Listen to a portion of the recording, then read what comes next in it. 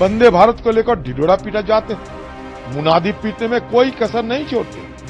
लेकिन जो बुनियादी हमारे रेलवे की जो चीजें जरूरत होते हैं, जैसे कि सेफ्टी एंड सिक्योरिटी कहते हैं हम लोग, उस पे सरकार नजरअंदाज कर रहे हैं। सरकार ये दावा करते हैं कि एंटी कॉलिशन डिवाइसेस की इस्तेमाल किए जा रहे हैं। तो कहां गए वो एंटी कॉलिशन डिवाइसेस, कहां गए घूमने? मोदी जी के साथ वो भी घूमने गए कहीं होगी? आम लोग की जान रोजाना गंवाने पड़ते, लेकिन सरकार की वायदे की और दावे की कोई कमियां नजर नहीं आती। सरकार को बस लगता है कि मरे तो मरे, 10 लाख रुपया मुआवजा दे देंगे, बात खत्म। देखिए, बढ़ चढ़ के तो ये सरकार बड़े बड़े बात तो कहते हैं। जब कहीं से वंदे भारत की शुरुआत होती है, खुद हमारे देश के प्रधानमंत्री जाके झंडा लहराते देखते हैं हम लोग। रेलवे मंत्री नहीं, हमारे प्रधानमंत्री हर चीज में झंडा लहराने के लिए तैयार रहते हैं। लेकिन रेलवे की दुर्घटना, हादसा, चाहे वो डिरेलमेंट हो, चाहे वो आमने सामने टक्कर हो, वो रोकने की नाम नहीं लेते, थामने की नाम नहीं लेते। पिछले 5 महीनों के अंदर अब देखो बालासोर, और बालासोर के उपरांत अभी आंध्र पहुंच गए। एक ही कॉलिशन, मतलब टक्कर आमने सामने।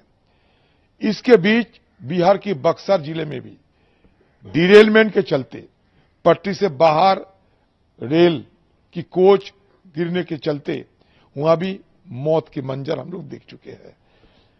तो सवाल यह है कि इतने बड़े बड़े वादे तो किए जाते हैं, वायदे की कोई कमी नहीं है, लेकिन वायदे के बदले हमें मिलता क्या है? वंदे भारत को लेकर ढिढोरा पीटा जाते हैं, मुनादी पीटने में कोई कसर नहीं छोड़ते। लेकिन जो बुनियादी हमारे रेलवे की जो चीजें जरूरत होते हैं, जैसे कि सेफ्टी एंड सिक्योरिटी कहते हैं हम लोग, उस पे सरकार नजरअंदाज कर रहे हैं। साथ ही साथ सरकार ये दावा करते हैं कि एंटी कॉलिशन डिवाइसेस की इस्तेमाल किए जा रहे हैं अभी। तो कहां गए वो एंटी कॉलिशन डिवाइसेस, कहां गए घूमने? मोदी जी के साथ वो भी घूमने गए कहीं होगी? आम लोग की जान रोजाना गंवाने पड़ते, लेकिन सरकार की वायदे की और दावे की कोई कमियां नजर नहीं आते। सरकार को बस लगता है कि मरे तो मरे, 10 लाख रुपया मुआवजा दे देंगे, बात खत्म। आम लोगों की जान की परवाह ये सरकार नहीं करते। मैं बड़े दावे से जरूर कहना चाहता हूं। Sir, union minister Anurag Thakur, मैं हिंदी में सीरिया में बम ब्लास्ट हुआ है, उसको लेकर सीधे तौर पर कह रहे हैं कि वायनाड से राहुल गांधी सांसद, उनकी चुप्पी एक तरीके से लग रहा है जैसे वो समर्थन कर रहे हैं। देखिए, पता नहीं कैसे किन लोगों को ये लोग मिनिस्टर बना देते हैं। मिनिस्टर होने के नाते कम से कम कुछ बात की तो अहमियत होना चाहिए ना, नहीं तो मिनिस्टर कैसे बनाए तुम लोग, आप लोग? जहां हिंदुस्तान के प्रधानमंत्री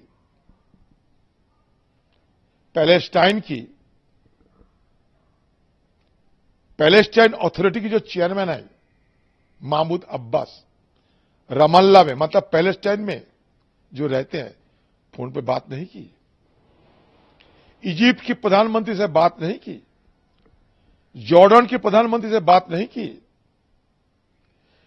सामान भेजने का प्रयास कर रहे हैं, दावा नहीं किया। हमारे प्रधानमंत्री कहते हैं कि पैलेस्टाइन को अलग से स्टेटहुड की दर्जा देना चाहिए। तो पैलेस्टाइन की समर्थन ये सरकार कह सकते कि हम समर्थन नहीं करते हैं? बताइए, अगर दम है वो मंत्री जो कहते हैं, वो खुलेआम कहिए कि पैलेस्टाइन का मुद्दा, मतलब स्टेटहुड की जो मुद्दा है, एक स्वतंत्र देश की जो मुद्दा, जो हमारी देश की परंपरागत तरीके से हम मानते आ रहे हैं कि पैलेस्टाइन को एक अलग देश और इस्राइल के साथ साथ टू नेशन जो थ्योरी है, इसको मान्यता देना चाहिए कि अब हमारे देश के प्रधानमंत्री बीजेपी ये नहीं सिखाते। अगर ना सिखाते तो खुले हम क्यों नहीं कहते। सब जानते हैं कि केरल के मुद्दे क्या है। एक बॉम्ब ब्लास्ट हुई, राहुल जी चुप्पी साधे या नहीं बात की बात है, क्योंकि ये सरकार और ये पार्टी हर चीज में राहुल गांधी जी को नाम जिक्र इनका फर्ज बन गए। क्योंकि अगर राहुल गांधी जी के नाम ना उल्लेख होते तो मसला बनते नहीं। तो राहुल गांधी जी के नाम लेते बिना ये सरकार सुबह से शाम और बाकी काम क्या रह गए। लेकिन मेरा सवाल यह है कि एनआईए कहां गए आपके? एनआईए, ईडी, सीबीआई कहां गए? आपको सबको बुलाइए जल्द से जल्द। जिन लोगों ने ब्लास्ट कर दिए हैं वो खुद स्वीकारते हैं वहां, तो इसमें हम क्या करना है? हमें सूबे की सरकार अगर किसी को मदद देंगे, देश विरोधी कोई ताकत को ये साबित करे, हम भी विरोध करेंगे। लेकिन ये बेबुनियाद और आधारहीन तथ्यों के ऊपर खड़ा होकर अचानक राहुल गांधी जी के खिलाफ जंग छेड़ने में इन लोग को मजा जरूर आता है। पीछे राज तो ये है कि राहुल गांधी जी से डरते हैं।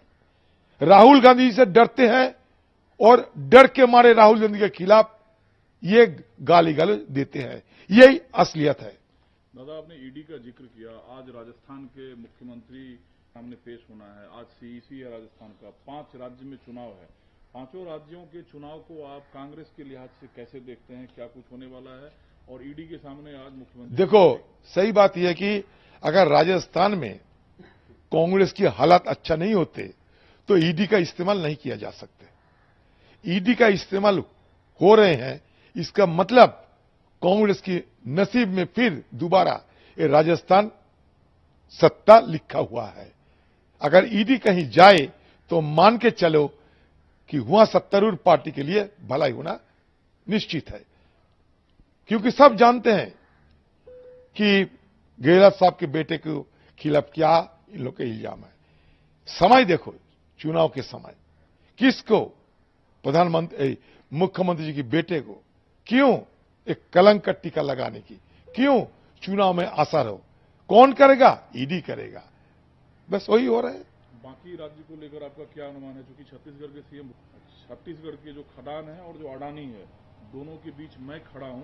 जो लोग छत्तीसगढ़ को बेचना चाहता है वो मैं होने नहीं दूंगा। बिल्कुल, सब जानते हैं देश में एक नया सरकार चलते हैं, उसका नाम है मोदानी।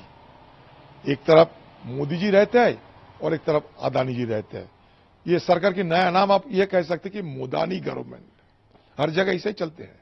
बाकी राज्य, अपने राजस्थान के बारे में कहा, बाकी 4 राज्य में क्या होने जा रहा है? कांग्रेस की अगले चुनाव में कांग्रेस की जो नतीजा निकलेंगे वो चौंकाने वाले हैं। चौंकाने वाले है ही, और कांग्रेस की जीत निश्चित है। इसीलिए डर की मारे सत्तारूढ़ पार्टी उनकी सारे फौजों को, चाहे मंत्री हो, ईडी हो, सीबीआई हो, ये कांग्रेस के खिलाफ इस्तेमाल कर रहे हैं। बस यही सीधे बात है।